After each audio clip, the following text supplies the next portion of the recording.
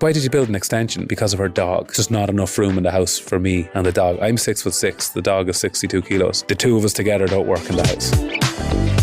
Welcome to Style Stories, brought to you by Easy Living Interiors, helping you transform your space and create the feeling of home.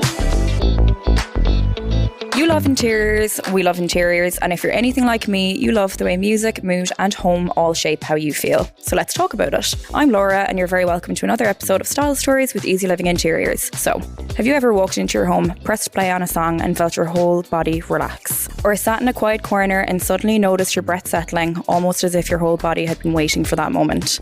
I think about that a lot. I'm a huge music lover and I've always been fascinated by how the spaces we create can calm us, energise us, or just help us make sense of ourselves. That intersection of home, creativity and headspace is what today's episode is all about. And we couldn't have a better guest for this conversation. We're recording right here in our Sandyford flagship store, and joining me is someone whose career has woven together sport, songwriting, mental health advocacy and now a new chapter in classical music. Niall Breslin is with us today and we are so excited to have him here. Niall's new album, The Place That Has Never Been Wounded, is a stunning exploration of stillness, release and emotional honesty. It's an album I've had on repeat at home and one that invites you to slow down, breathe and pay attention. In this conversation, we'll talk about the making of the record, what calm actually feels like in the chaos of modern life, and how meditation, creativity and home have shaped his story so far. So whether you're here because you love interiors, you love music, or you're looking for small ways to bring more quiet into your day, this is an episode you'll want to settle into. So, good afternoon, Niall. How are you today? That's crack. Well done. That was I always think when cameras are on, when I'm doing introductions, it takes me about 3 hours to do it. Yeah. That was pretty impressive. Yeah, oh, thank you. It's just looking at the paragraph. I know. When people are looking at me reading, I'm like, nah. It reminds me of school. Reminds me of English when you were brought up in front of the class going, oh no. So yeah, I don't have a single word in my brain anymore. Well, no, that was very good. Thank you. And how are you? I'm good. I'm very good. You're just off the back of your tour? I am. I'm in the most comfortable part of this couch as well. I feel like I'm literally bet into it here. The corner, sunk into it. Well, look, listen, once you're cozy, that's all that matters. So you're someone who loves the outdoors and nature. Do you have any little nature habits or rituals that help you wake up and reset to start your day? It's funny that I find waking up in winter an entirely different feeling. I think as humans, there's a reason that winter is a time of rest and a kind of recovery, and why certain animals hibernate. It's bloody dark all the time. And how I wake up in winter is entirely different. Like, it takes me time when it's dark in the morning just to get up and find my feet a little bit. But when it's summer, like, the first thing I do is I get outside, and the first thing I do is take light in. I look at light as quickly as possible. And I actually weirdly like winter. I like the darkness. I like this time of seasons. But for me, I don't rush into the day. I think some people like rushing into the day. Some people have to because they have to, get up and get kids to school and go to work or whatever. I work for myself. So it's important for me to take time to get into my day. And if I start my day in a panic or with, some form of stress, that's the way my day goes. So I frame my day. And some days I can't do that. You got to get up and you got to move as fast as you can. But most of the time it takes me time to get moving. I'm good in the morning. I like the morning, weirdly enough. For somebody who's toured most of his life, I enjoy morning time because it's quiet. No one's getting at you. And then as the day goes on, everyone's looking for something. So I take that space in the day. I don't rush it. Nice. It's interesting you say you like winter as well, because winter is my favourite season. And I like almost the moodiness of it. I do like, it's weird. I really don't like the word. I don't know, being aware I'm in a furniture store, cozy. I don't like the word cozy. I just don't like it. I just find it's what it is. That's what it is. It's warm. Yeah. And I think Irish winters aren't too bad either. You see, they're not that harsh. You go somewhere where we're decent in terms of our climate. So I do like an Irish winter, I have to say, because the only thing I struggled with last year was it was very grey. I love cold winters. I find grey. I find lack of light difficult. I think a lot of people do. And I think light is so important to mood. And I think a lot of Irish people over the years, you don't want to have those winters that are grey and you don't get a great summer. We had a great summer. So I feel like I'm prepared for the slightly darker winter. Yeah, just take in all the vitamin D. Yeah, and it was a good summer. I loved it. And usually for summer I need to get out of Dodge and go somewhere. I didn't have to do it this year, which is always a good sign. And just speaking of places that are dark in winter, so your album you record, it's Imi.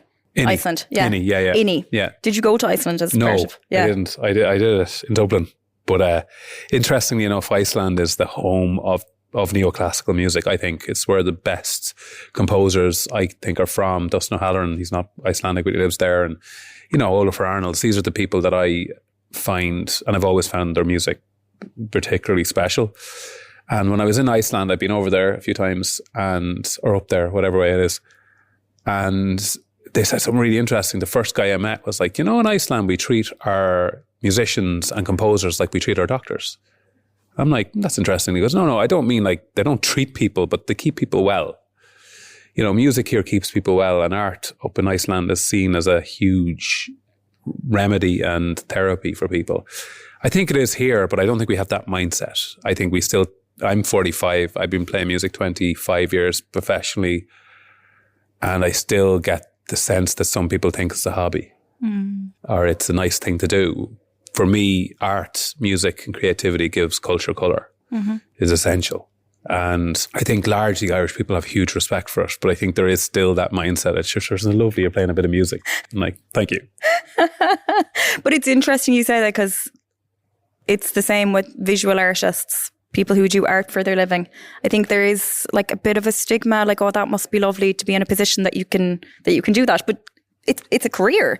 And there's a lot of talk at the moment about like how not enough money, there's not enough grants going into the arts. But the thing is, as well, like for me, one of the things with the grants across, and when I talk about the arts, I talk about all the arts. I talk about every aspect of it.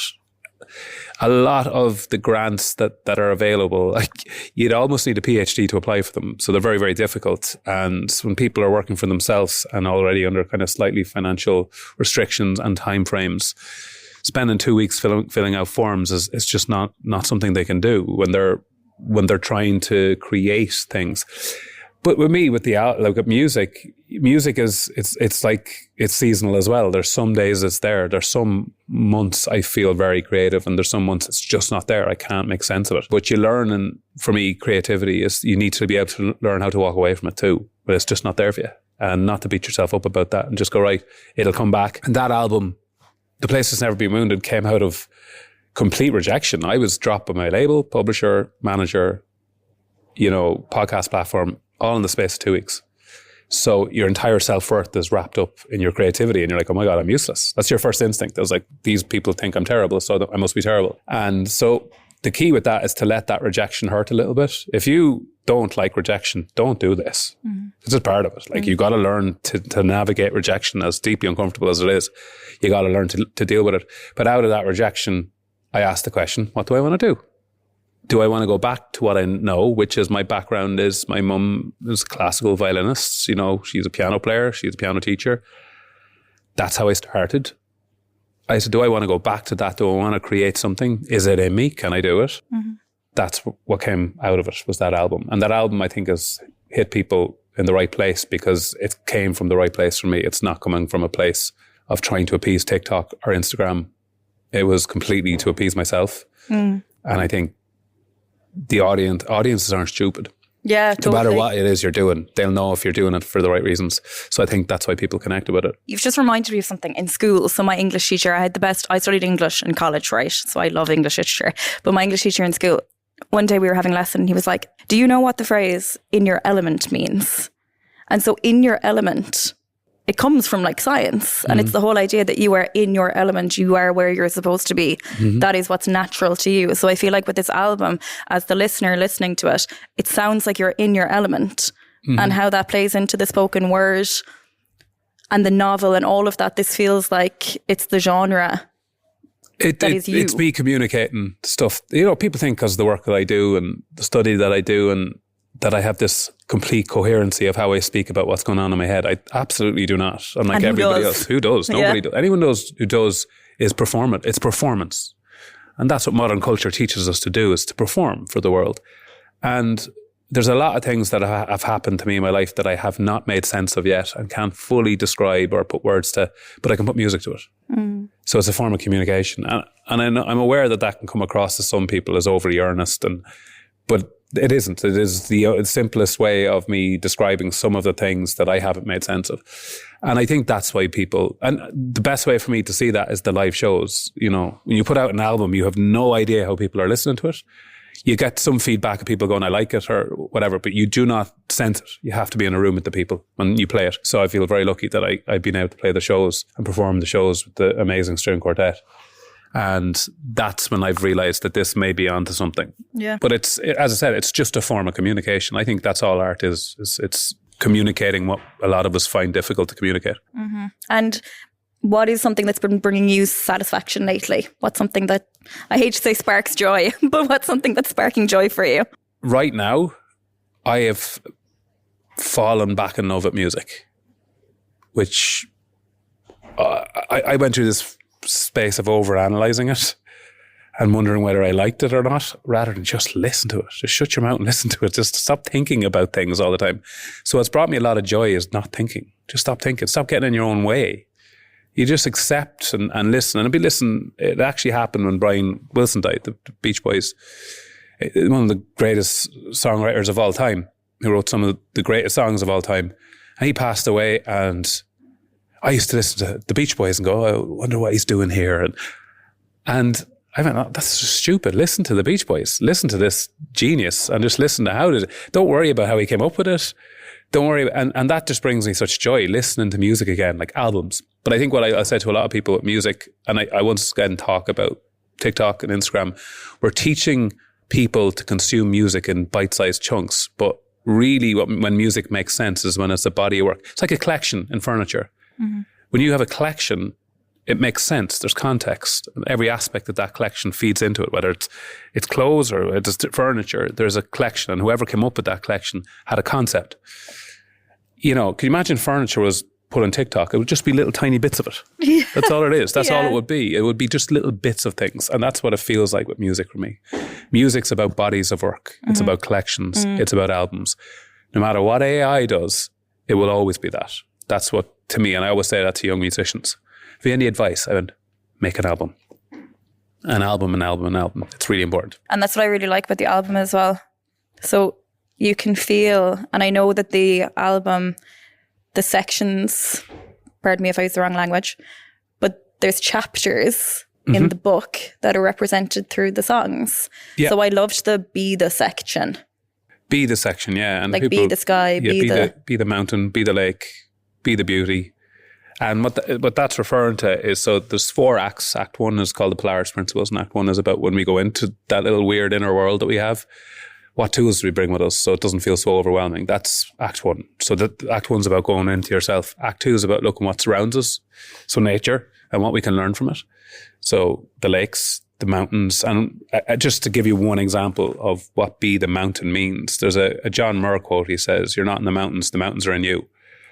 And to me, in meditation and in mindfulness, we use the mountain as a metaphor. So we say that mountain is battered with 50 different types of, weather in any given year: rain, snow, frost, heat, wind. And the surface might change in the mountain, but the mountain doesn't change. The mountain still stays static and steady and embedded in the earth. And what we say to people, that's us too.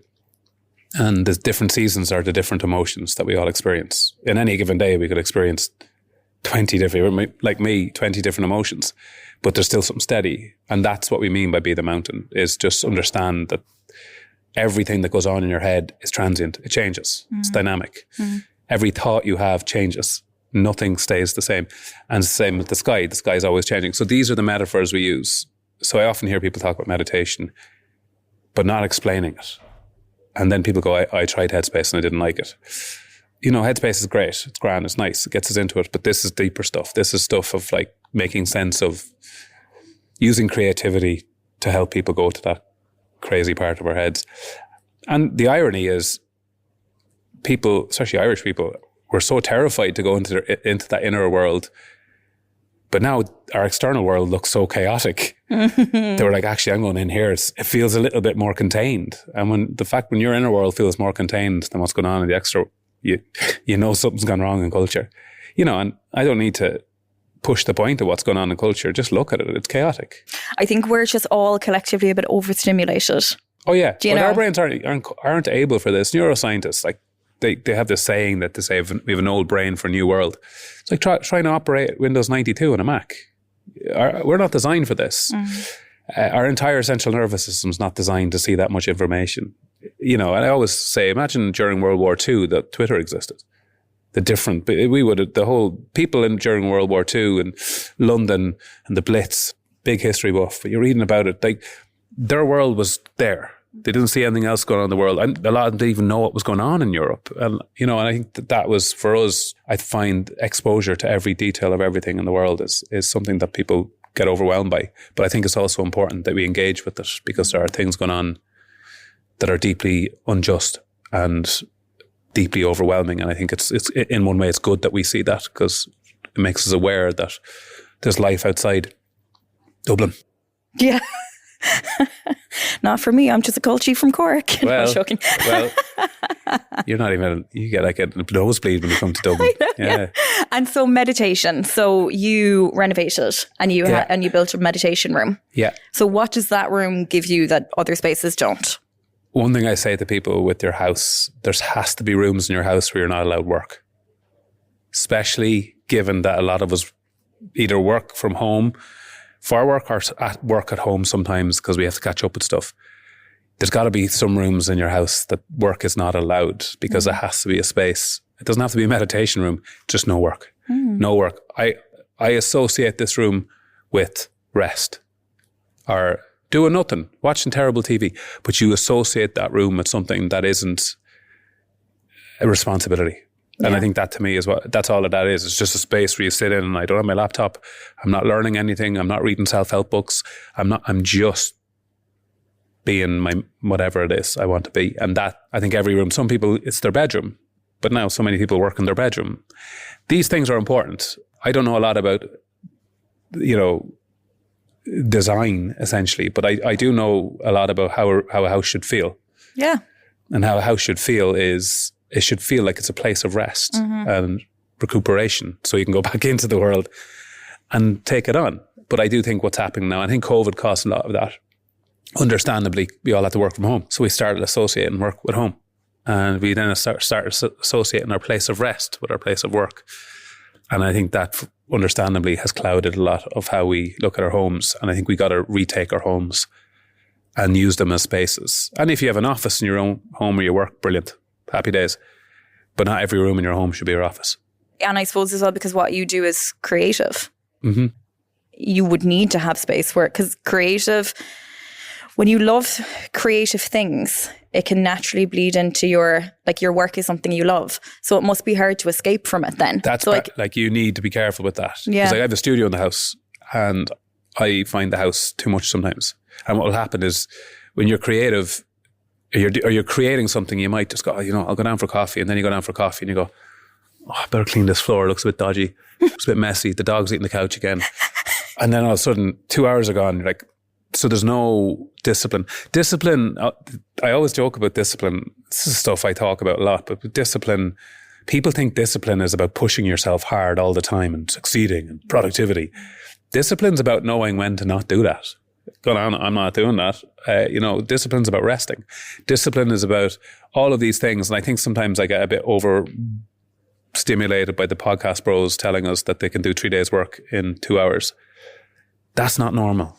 It's not real life. It's a nonsense. It's foghorns of nonsense that sounds good in a 15-second reel, but it's not real. And it's not something we should try to become.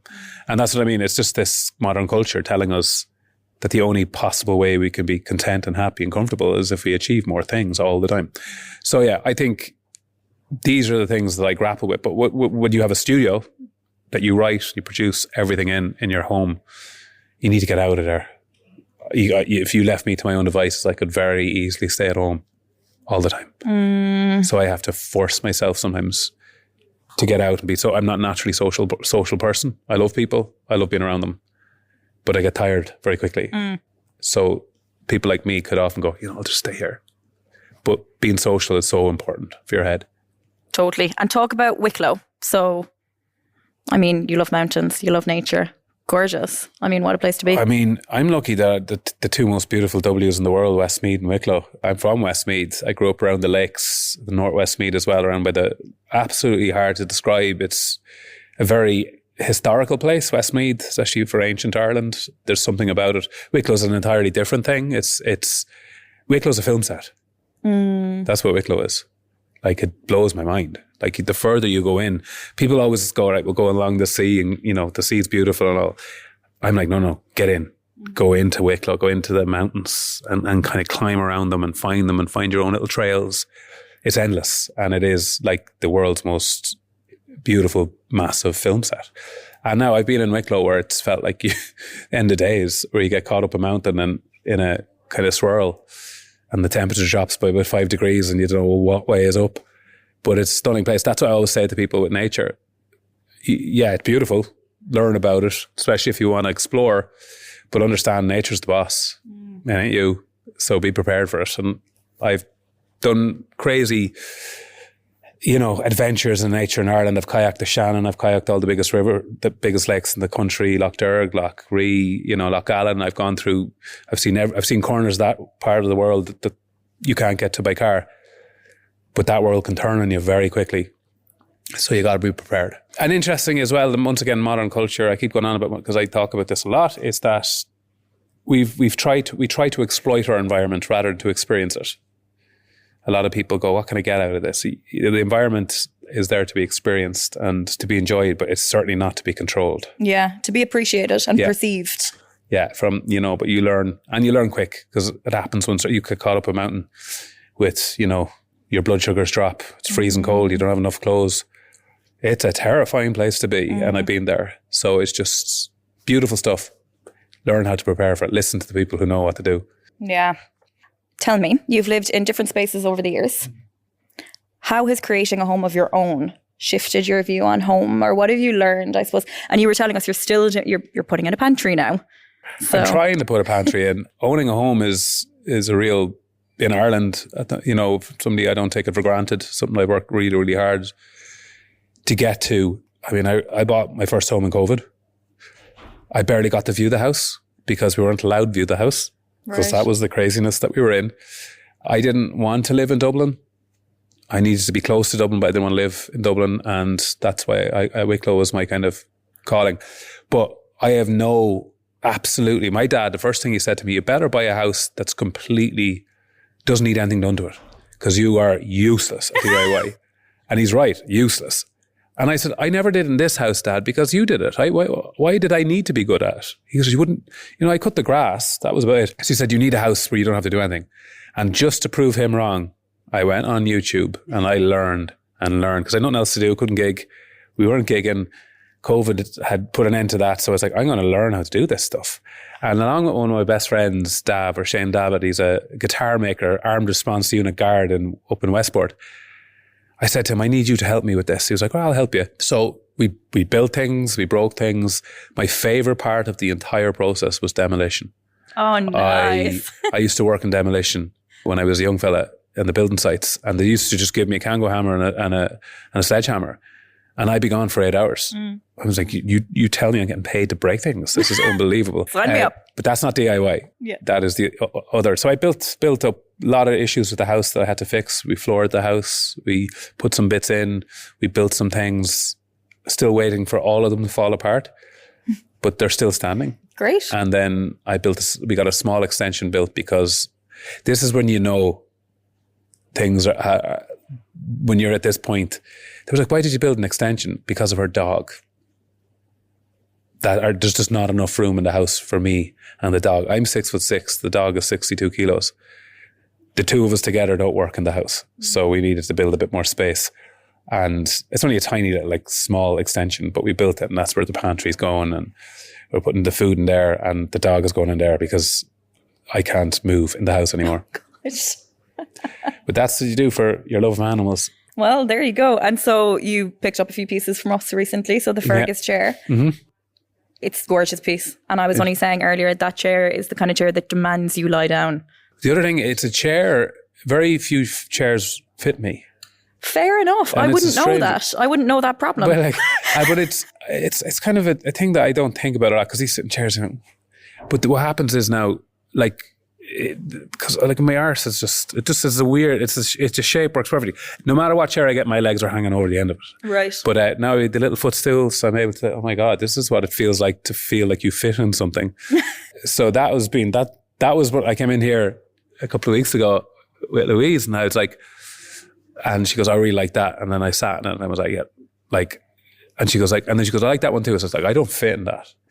I want to have a seat in my house I fit in. And I do. It's beautiful. And it's where it is as well. It just looks out and we can just work from there, and it's a nice place to work, and it's nice. It's calming. It's a beautiful colour.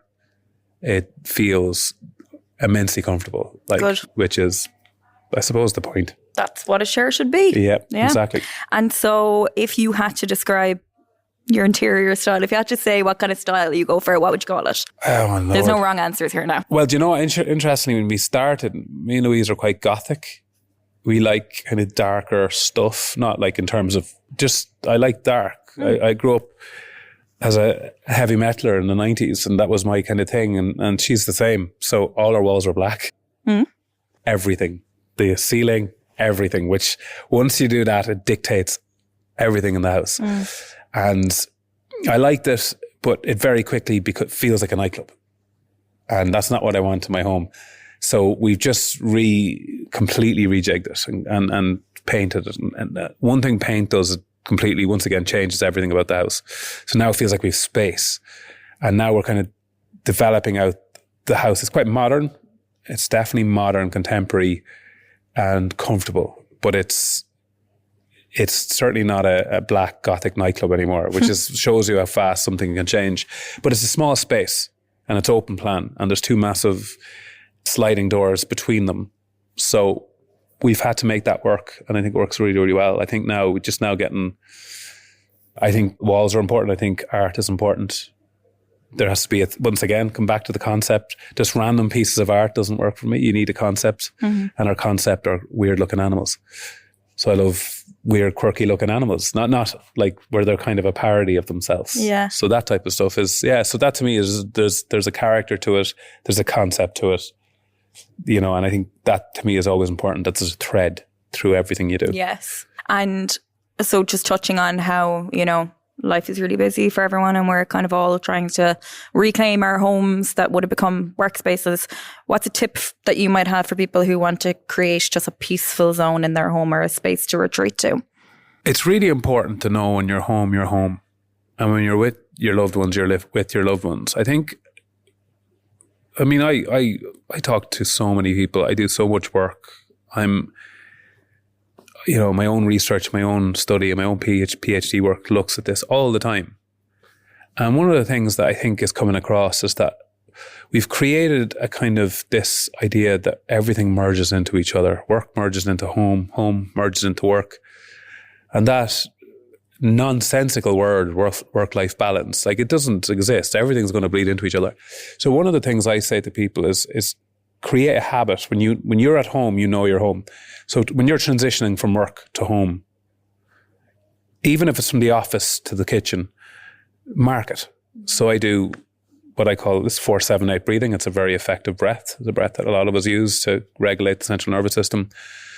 You breathe in for 4 through the nose, you hold for 7, you breathe out for 8. Do that 4 times. Every single time you're transitioning from one point, from work to home, home to work to play, you're going out for a drink with your mates. You don't want to be bringing work or home. You just want to create these transitions in space. The best way for me to do that is to let my central nervous system, I'm at home now. I'm working now. I'm having a bit of crack now. And separating that up is important, and learning tips might be different for different people. I find that really effective. And as I said, if you do work from home, try your best to leave the office and go, before I leave and go downstairs to the kids or whatever, I'm going to just become present here. This is where I am. And of course, you'll be thinking about the work, stuff like that, but you become more present. And I think that no matter what we do, being present has generally quite a positive impact on our mental health. It's interesting because I associate, let's say, breathing techniques with like yoga, because I do yoga, right? But I've never thought that when I finish my work day, the breathing that I've learned in yoga, I can do it at home to remove me out of work and into home. But yoga was designed to prepare you to meditate. Yeah. It was actually to teach that mind-body connection. And breath work is a word we hear a lot. Some people struggle with the idea of it. I certainly would have in the past. I had panic attacks a lot of my life, and I found my breath something I didn't enjoy focusing on. But the key to this is you're not sitting there burning incense, listening to whale music for 2 hours. It takes 10, 20 seconds. And you're just getting into these little habits of like, I need to become present. I need to get out of this state of, fight or flight, which you're naturally in work. Yeah. When you're in work, you gotta be on it. You do. So it's okay that you feel a bit stressed and anxious by that. But like carrying that home is the problem. And I really am coming more and more to this idea that I think we have to create homes that are a place for whether you're, a family of kids or you have a dog or you're a partner or you're on your own, this is your space. And you need to reclaim that space and take it away from the fact that this is where you should work. It's fine if you have to work sometimes, but making it your office where every room in that home is somewhere you connect to work. I think we've normalized that.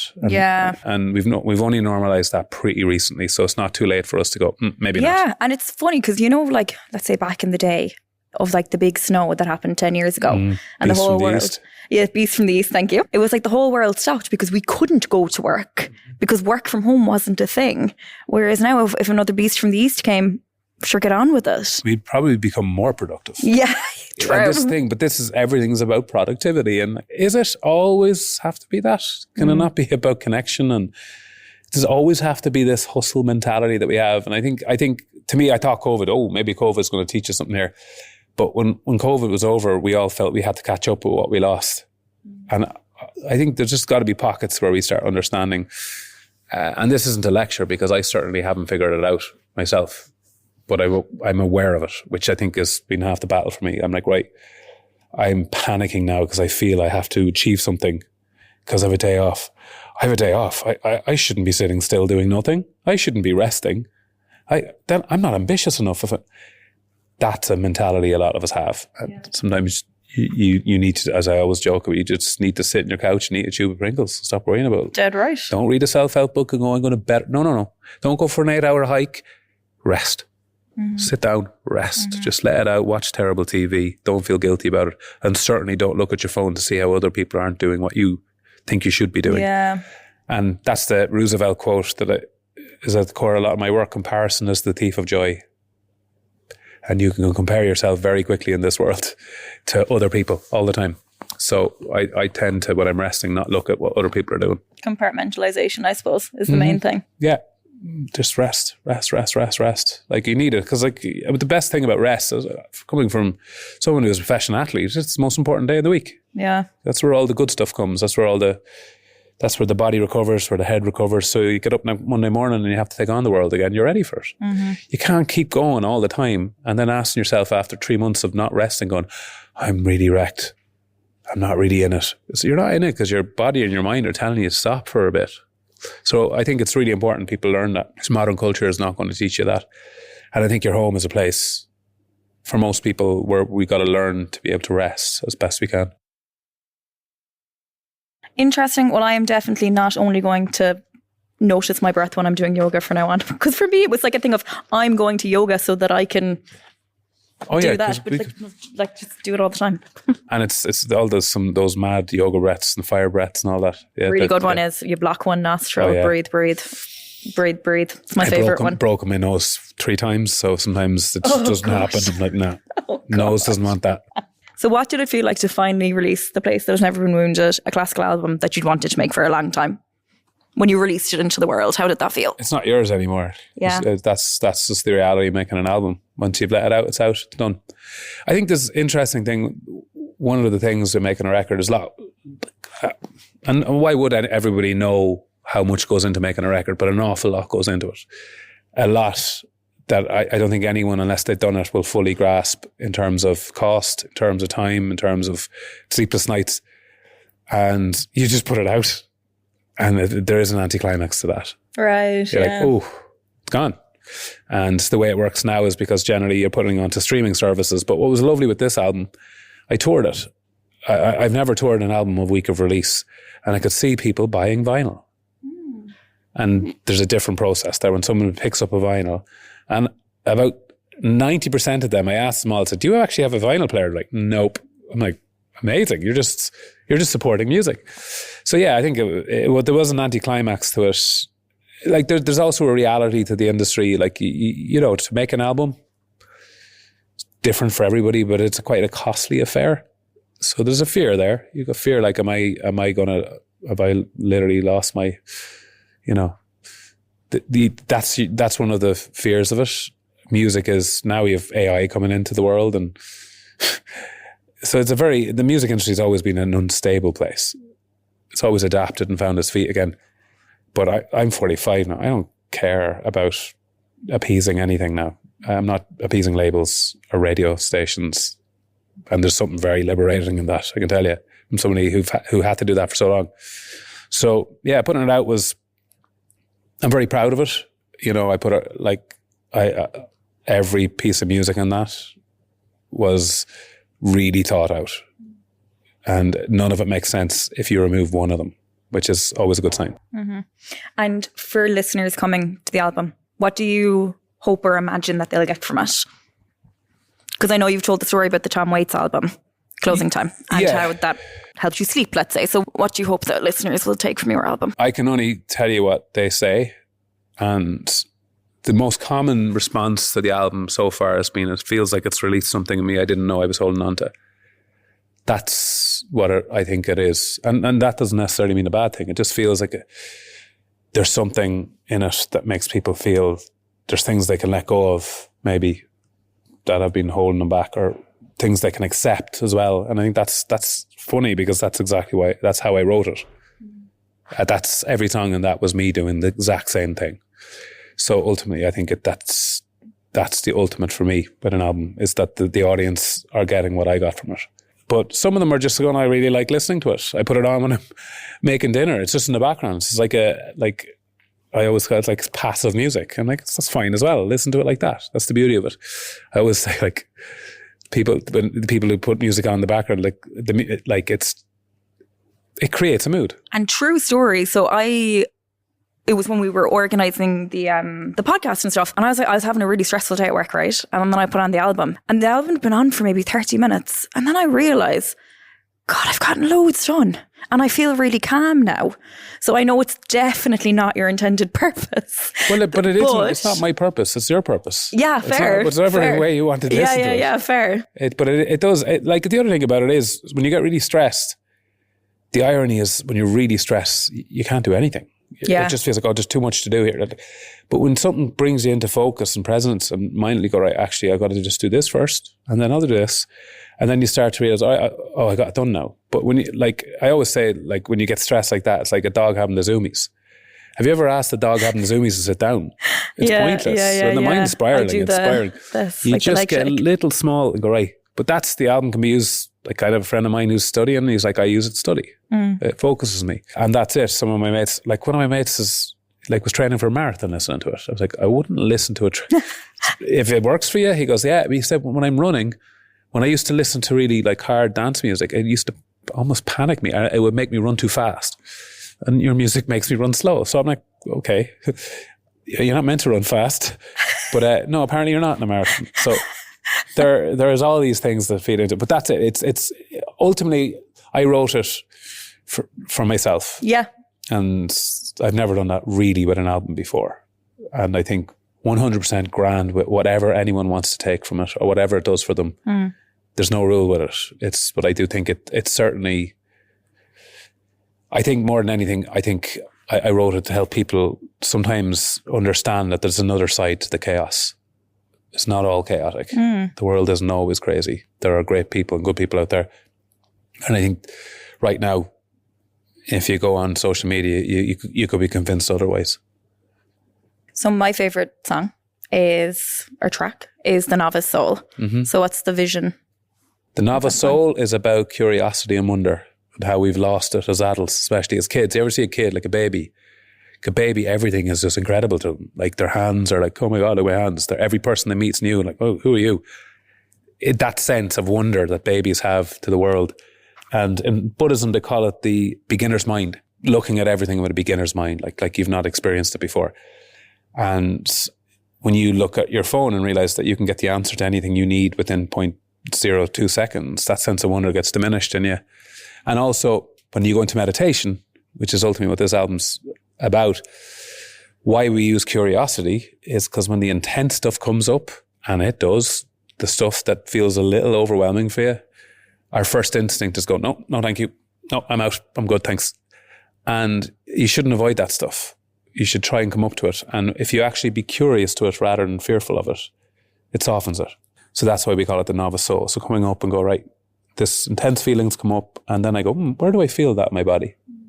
Why do I feel that's interesting? I wonder why I feel like that. All of a sudden that intensity starts to, and then you realize I'm sitting with this thing, and then everything changes. So that's the novice soul. It's about bringing not just curiosity and wonder to your life, but to your inner world when you go in there as well. And curiosity, when you talked about Wicklow. Walk up the Wicklow Mountains, open your eyes. And it was born out of the Yeats quote that should be written on every door.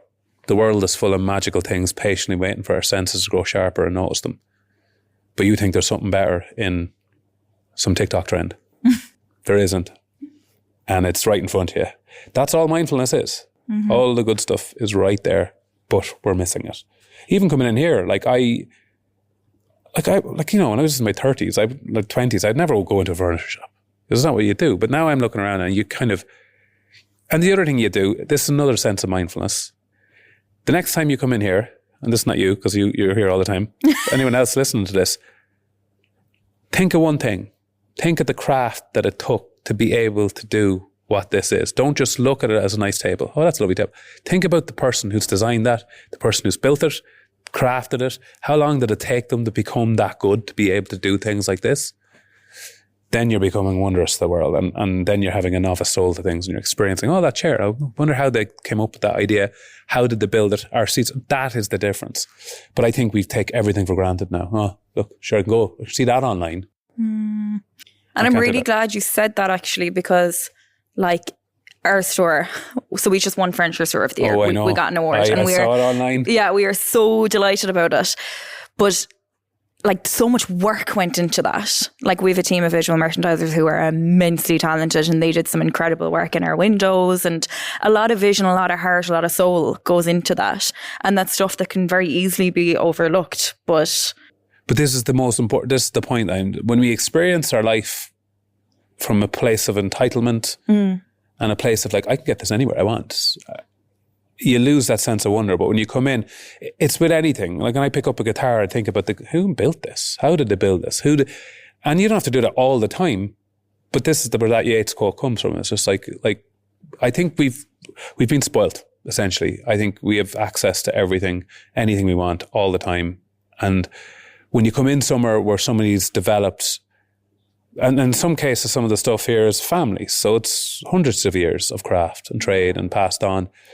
And rather than just coming in places and going, oh yeah, it's nice.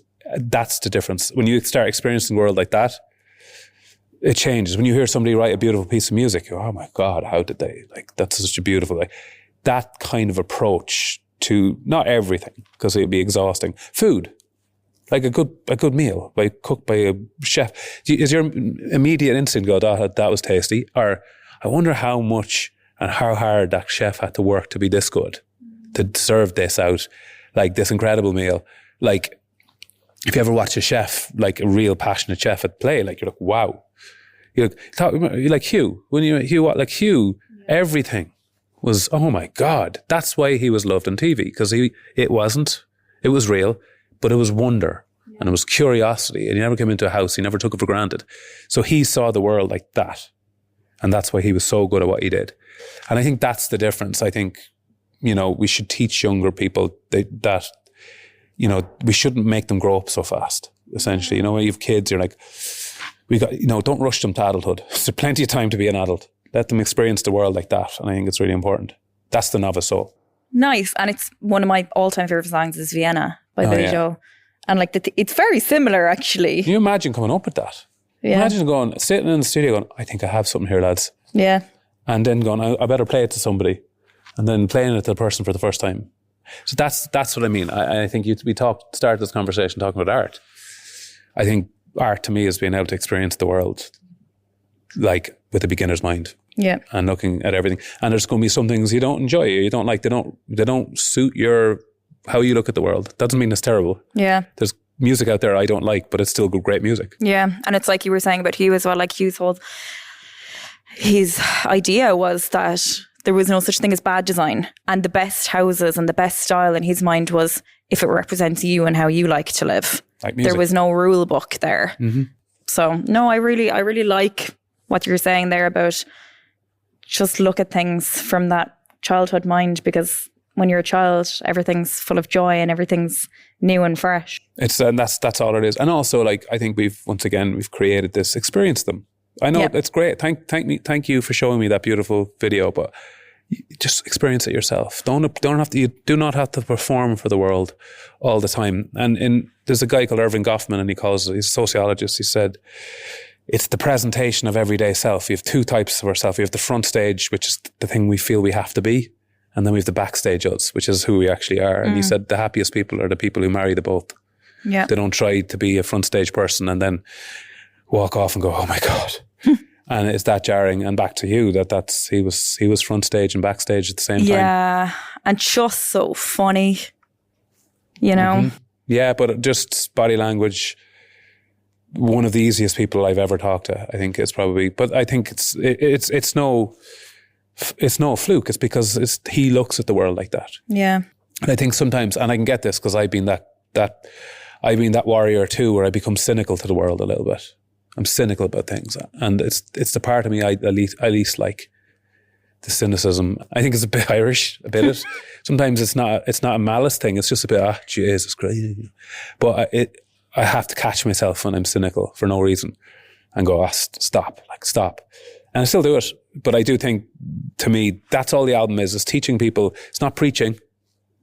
I'm not telling anyone how to live their life, but I can tell you things change when you view the world with a bit more wonder. And do you ever go on holiday and you wake up the next morning and you're really excited about exploring because you don't know where you are and you landed at night? I can't wait to see it. I've never been there. That's wonder. Like, that's the difference. That's that feeling of, I got to get up, I got to get dressed, I got to get my coffee, I got to see where I am, what am I going to do today? I'm not saying we should do that every day, but it does make life a little lighter. So the album, it came from Rejection. Mm-hmm. For listeners who are wanting to take a new direction in life or a change chapter, have you any tips? Just generally speaking. Do I have any tips? I think the biggest thing for me is like fear is crippling. And like I think do you know what most of our fear comes from? This is what I think. I used to think it was always that we're just scared of rejection. I think we're more scared of perception. What are other people going to think? Mm. And I think that fear of perception is crippling. It can make us do nothing because we're worried about what someone else is going to suggest happened. I know for a fact I lost that a long time ago. And people go, why do you do all these different things? Like, because I don't care if they don't work. I don't care. I'm not crippled by the fact that people go, oh my God, that didn't work out for him. I'm not meant to tell people I got dropped by all these people because it's from a perception point of view, it doesn't look good. But I don't care. You can't do what I do, and there's nobody on planet Earth that succeeds at something without having had a nightmare in the process of it. Mm. But that's the thing for me is the fear of perception of what other people are going to think of you. If you can find a way to let go of that, it does. You'll always have a bit of it. That's fine, and I think it's important because you got to care what some people think. But like letting that control every detail of what you do, there's no future in that. And as Joe Strummer said, the future is unwritten. I was going to say so did Natasha Bedingfield. Oh yeah, Sorry. I think she robbed that though. Joe Strummer came long before. She might have very politely paid publishing on it, maybe. But the Joe Strummer. I don't even know if Joe Strummer came up with that, but he made it famous. Yeah. And so I think, though, what you're saying there about like perception, it's about knowing the people's opinions that really matter. Because I saw that you were talking about when you were making the album, it was your mom and your partner, Louise. Mm-hmm. They were your sources. But I trust them, you see. Exactly. I trust them. And it's knowing whose opinion you need to. Yeah. And also knowing sometimes it's really important as well. There's going to be a part of you where someone expresses an opinion but you still don't listen to it because your intuition is telling you, no, this is what I think has to happen. So you can still be assertive with all these things. Once you have to buy into it yourself and believe in it. And like an example of that is like, there's a song or two on the album that a few people are like, I don't know if that works in the album. And I'm like, and then I was like, oh, maybe they're right. And I was, no, trust yourself here, Niall. You've done this a long time. Trust yourself. Trust the sentiment here. Is this right? Does this work? Listen to it. Yeah, it does. And then go with it and go, listen, I thank you very much. I do, I value your opinion, but I'm still going to do this. But then you have to live and die by that sword. Yeah. But there was one particular track in the album that people pushed against putting on it. And it's actually become the most important track in the album by a mile, especially live. It's called Grace. And it's a very sporadic, quiet one. And the entire song is about me having a conversation with me as a child. That's all it is. Once people hear that context, everyone's like, now it's an emotional connection. And so that's the difference. Have people you trust, people who keep you honest, and people that can tell you to shut your mouth. I think that's really important. Like, especially when you've done anything like the work that I've done, you need people to tell you you're wrong. You really do. Yeah, because sometimes self-awareness, like we can all be wrong. Well, the ego is a powerful thing. Yeah. Yeah, it really is. But that's one of the first things you learn when you're studying Buddhism and mindfulness is how the ego can operate way beyond rationality. Like it's just like, but we all have egos. You need them. We couldn't do any of this without them. But it's how much to dictate. And I think, once again, we've created kind of, especially modern culture and media, where it's more important to be first than be right. Everything's about, how do I get this out rather than go, actually, how's this going to affect people? I think it's really important. That's self-awareness. But I don't complicate mindfulness. It's not because it's not complicated. It just isn't. It's about, I always say, what do you bring into the room? What does the room bring into you? Like, what do you bring into it? When I'm angry, do I make the room angry? And these are things that I've learned over the years to, I think, navigate and write about, especially in music. And so your career then, you've been a professional athlete. You were on The Voice of Ireland. You've worked in a lot of genres of music. You're now doing a PhD. What's the common thread between all of those things that you've done in your life? Creativity. Mm-hmm. Everything. I think every problem can be solved by creativity. A PhD is about rigor. Yeah. But you do not get a PhD unless you can critically think. And you come up with a solution to something that doesn't have a solution yet. And you do that not from a place of opinion, from a place of rigor. To me, if I try to do that without creativity, it won't work. So creativity for me is to look at a problem going, how do I look at this a different way? That's creativity. It's not always about making music or furniture or art. It's about, how do you look at things and how do you take a different approach to them? How do you take a creative's mind? So that to me is an example of that. Making albums, everything I do has art and creativity at the core of it. And I suppose people could say professional sport, but actually I always say sport is what I did. Music is what I am. I didn't love sport. Probably a good learning that I probably did it for other people. And it was just the fact that I was massive that helped. And, I could play rugby and Gaelic football, and I was like, right. And that's what my peers were doing, because I probably didn't have the courage at that stage to go, I don't know if this is what I want to do. I want to create things. But when you're 18, 1998 in Ireland, and someone's offering you a scholarship to play rugby and be a professional athlete, you get some fairly dirty looks if you went, I want to write music. So that's what I did. But no, I don't regret it. I don't regret it. Sport gave me unbelievable discipline. It taught me a lot, discipline and respect.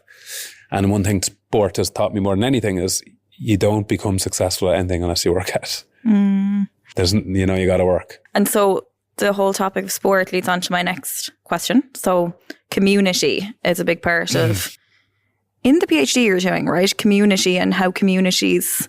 It's really... So my PhD is looking at basically how, if we were to start again knowing what we know about the human condition and mental health, what would we do? Like, how would we approach it? And I looked at 200 years of mental health intervention in Ireland and around the world. And the biggest thing that stood out to me is I'm not really sure we're a hell of a lot further on now than we were all those years ago to really understanding this thing. And there are things we just don't know, but there are things we do know, that we absolutely know. Things that are truly important to people. And top of those lists for me are community and peer support. They are everything. Creating peer support community doesn't have to be 300 people. It could be just 4 people with the right frame of mind, holding people together or supporting people or encouraging people. They're really, really important. And I think this is where the commentary on modern culture all the time is culture's teaching us the opposite of that now, that everything is about division. Divide, divide, divide, divide, everything. I can't like you if you have a different opinion to me. Social media has no nuance. So you got to pick a side and start screaming. So that's division, division, division, division. And division is the opposite of community. And a lot of people feel lonely and all of that. So I think we got to push harder back towards community, whatever that might be for people, and value it. And I think a lot of people will do that because once they're aware of how important community actually is. And what is community? I mean, I think it's a shared sense of connection, of probably a moral framework. You know, I believe in not being a gobshite to people. That's community, like can we connect? But more importantly, I think with community, you got to accept some people have different opinions to you. You know, that's not saying there's some people who have opinions and I'm like, I can't be around that person. But I can be around people if they have the conversation with me and a narrative, and I explain to them that this is where they're coming from and this is where I'm coming from, and can we meet in the middle? And to me, I don't think we do that anymore. We just go, nope, no thank you. And I think it makes us feel good when we do that. So I think community and pulling together is a radical act, and it's a punk thing to do, and I think it's something we should be really focusing on because it's essential to our well-being more than anything else, and it's something we know for sure through evidence base that helps people. The GAA, great example, like a GAA. Mullingar Rugby Club is an example. There's a youth movement there in the club in Mullingar, and all my friends that I used to play rugby with are all the managers and coaches now. But they've created something very special there. And that's a community.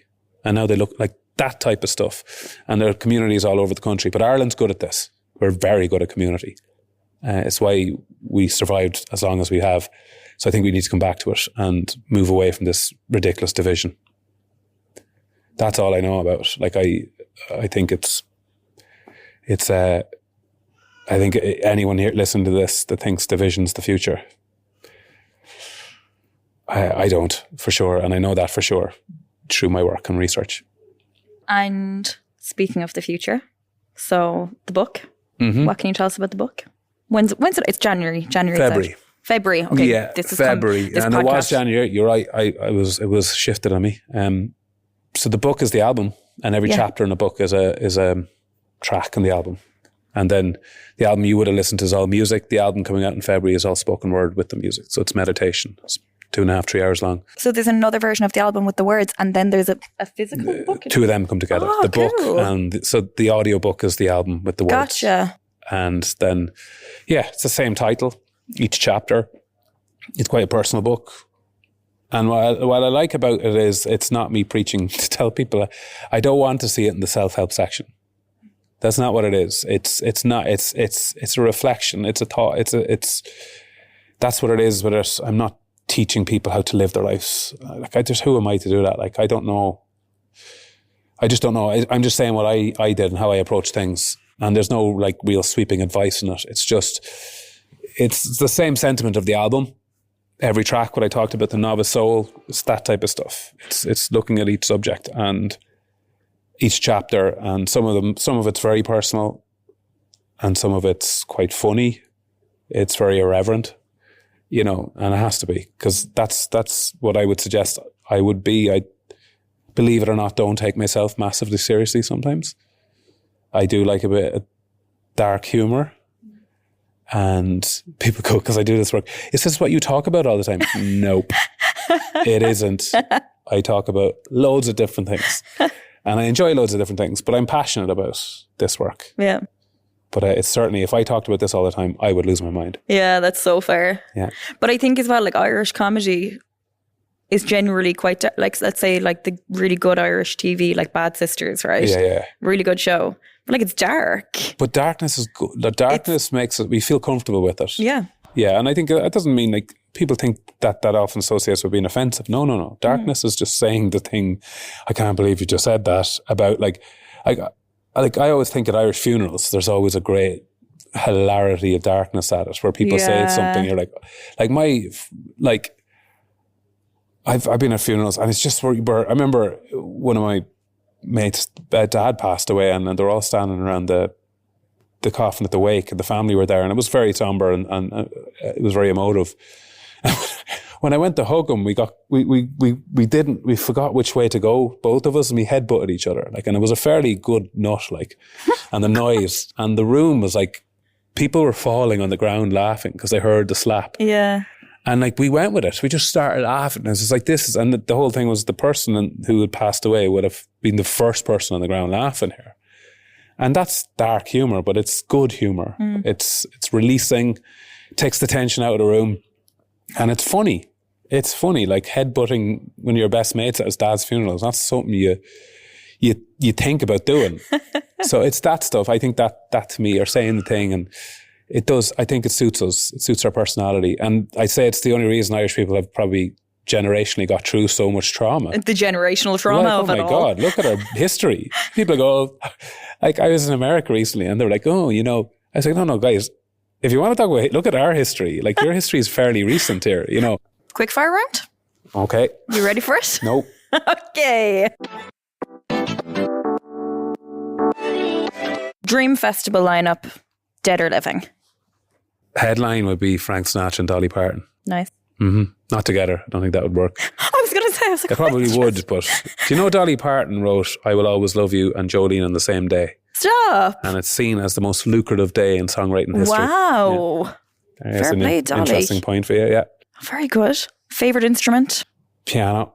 Nice. Favourite song at the moment? My favourite song at the moment and of all time, and it will always be, is God Only Knows by the Beach Boys. Tune. A piece of music you wish you'd written? Album. Whatever you want. Closing Time, Tom Waits. The whole album. Because once again, it doesn't make sense as pieces of songs, but as an album, it's the most coherent piece of work you'll ever listen to. A song or composition you never tire of hearing? Claire de Lune. Nice one. I always hear something new every time I hear it. Well, thank you. Thank you. Thank you very much. That's a wrap. Amazing. Thank you.